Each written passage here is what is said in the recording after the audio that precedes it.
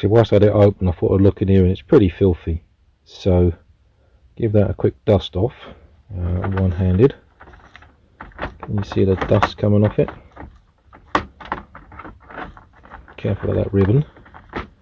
And what I found is that these switches, you need to get some, ideally I'd take that an ultrasonic cleaner, but one of them it'll fit, and two, the circuit looks a bit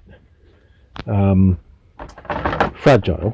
He said doing it one-handed, and I mean it'd be nice to have an air compressor or a can of compressed air. I'll get the worst of the dust off.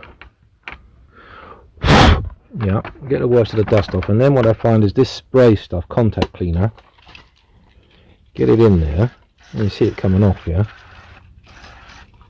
Good level soaking, because it's going to evaporate away, and then you just need to, sometimes you need to actually get a set of pliers on the button and give it a little twist.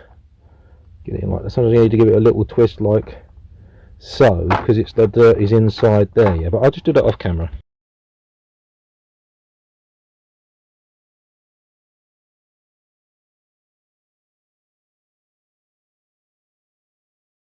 Okay, it went bing. What happened?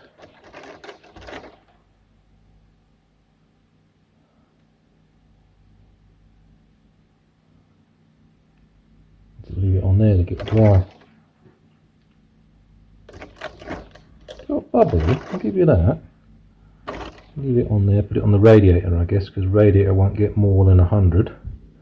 I'll put it like that. I mean it looks fairly clean. Right, let's put this rubber in. This has got little bits of shmoo in it.